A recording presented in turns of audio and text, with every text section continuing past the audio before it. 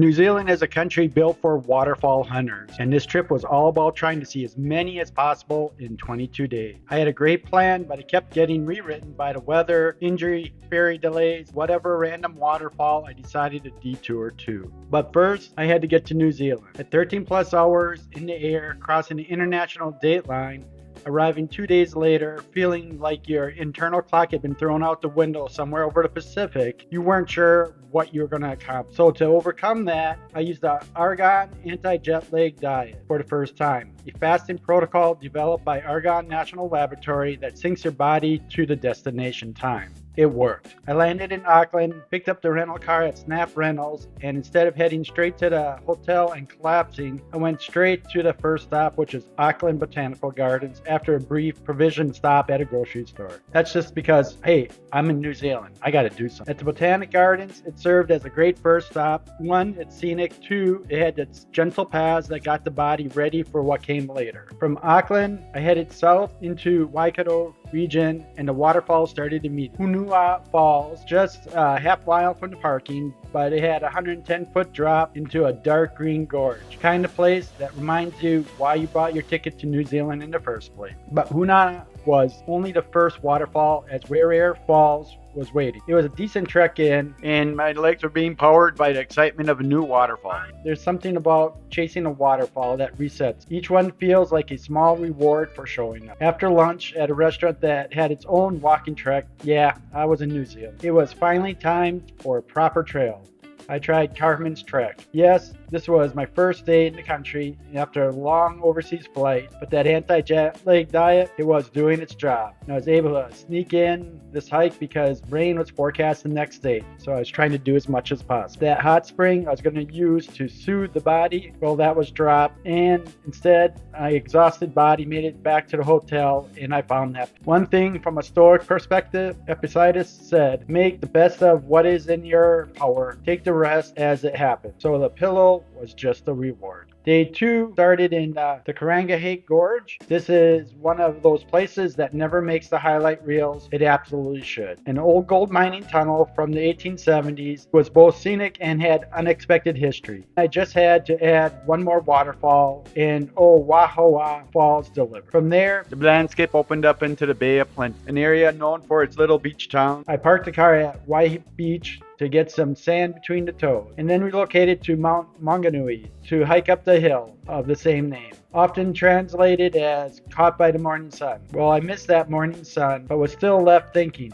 The views across the bay were such that they make you question every life decision that did not take you to that location sooner. So the day rapidly coming to an end, I could have just walked the beach near my hotel, but instead chose to check off 2 more waterfalls. Short treks to Kaiate, Bridal Falls, and Okere Falls, and a wonderful day came to an end. The legs were getting stronger, and Rotorua was the next night's destination. A thermal town, sulfur smell, and all. You get used to it. When I arrived in Rotorua, I decided to stroll around town instead of attending the typical cultural performance where all the buses go, because that performance probably hadn't changed much in the 22 years since I was last in town. Day 3 on the road took me to Tongariro National Park, and if you've never seen this landscape, prepare yourself. This is Tolkien country, or should I say Peter Jackson's Lord of the Rings country. Literally, Mount Doom was filmed here. The volcanic plateau stretches out in every direction,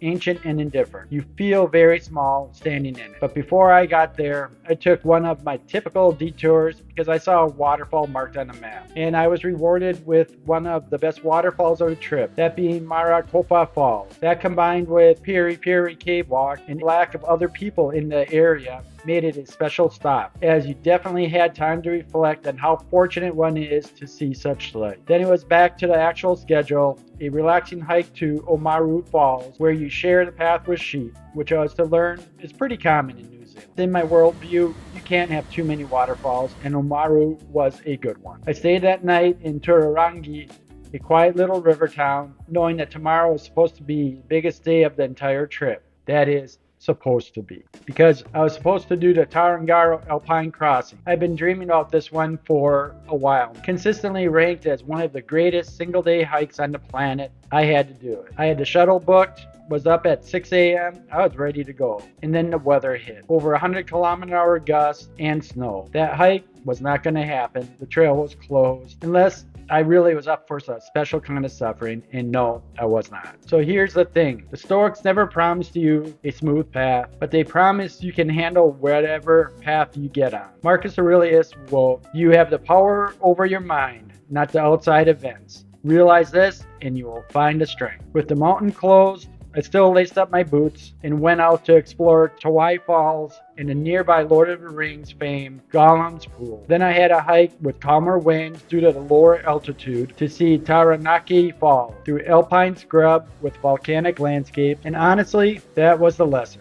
The mountain did not owe me a summit. The weather did not care about my shuttle booking. So I stayed lower, found waterfalls, walked through volcanic country, and still had a great story for the day. As they say, amor fati, or love your fate. The Tongariro crossing will be there. I'm going to be back for it. That evening, I drove 5 hours south to Wellington, New Zealand's compact, creative, slightly windswept capital. Mount Victoria Lookout called, the harbor below, the Cook Strait beyond, and the South Island somewhere in the clouds ahead. I had one night before the ferry crossing, one night to rest before the South Island began. So I rewarded myself with a cold beer while exploring the city. But I knew I'd be back in 10 days to see a little more. After exploring the South Island, which I'll cover in the next video, I looped back through the North Island for one final push west. That is, over to Egmont National Park being the target, with Mount Taranaki, one of the world's most symmetrical volcanoes that usually dominates the entire skyline. Yes, that was the plan, but it was completely buried in clouds and rain. Again, weather had its own plans for my trip. So another reroute,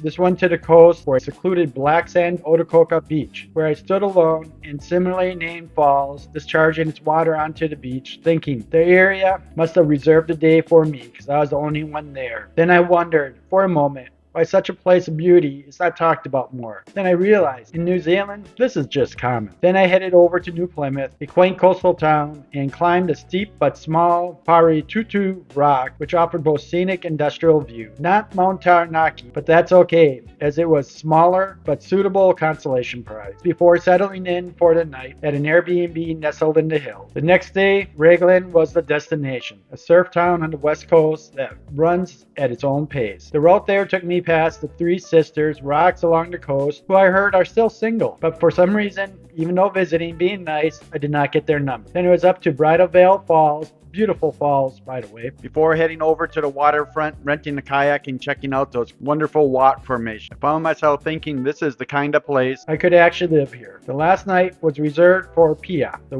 wild west coast, black sand beach, that New Zealanders keep half secret. Lions Rock, rising straight out of the surf, massive, indifferent, magnificent. It was suitable for the last night's destination, less convenient than a sterile hotel near the airport, but one does not travel halfway around the world for an airport hotel. I came to New Zealand with big expectations, not knowing what it would actually deliver, and left knowing exactly what I'd been missing, even when plans changed due to weather and injury. This trip was also in its own way a rehearsal, because in a few months I'm going to be trading the rental car for a motorcycle, swapping these green hills for volcanic peaks of the Philippines. Beginning an 8-month solo expedition I spent years planning. If New Zealand taught me anything, it's this: mountains close, weather turns, ferries cancels, the plan breaks, but you adapt, and then you go anyway. So please like and join my channel if you want to go on the adventure with me.